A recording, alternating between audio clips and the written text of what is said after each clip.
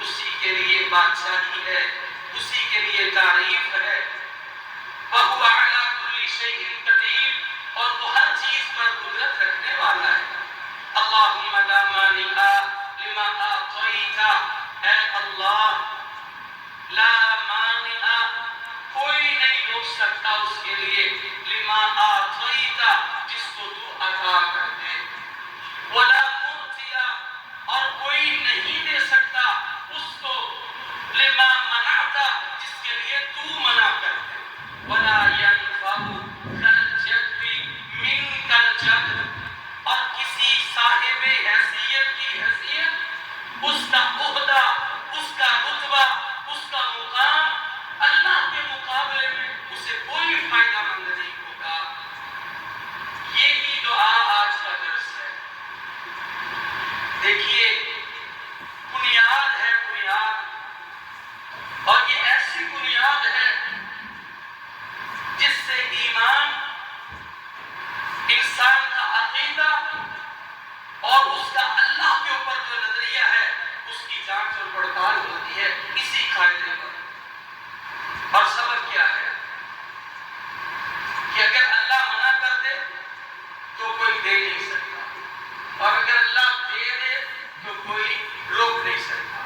اللہ کے فیصلوں میں کسی عہدیدار کا عہدہ، کسی کی حیثیت کوئی زور آور نہیں ہے۔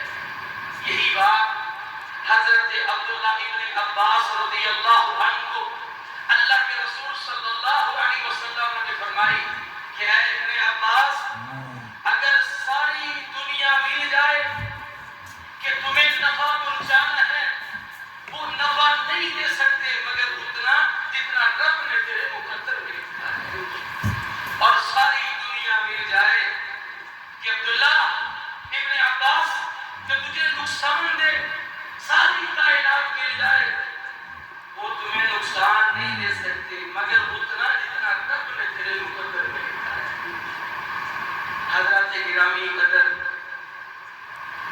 اس قدر ہمارا ایمان اللہ پہ ہونا چاہیے۔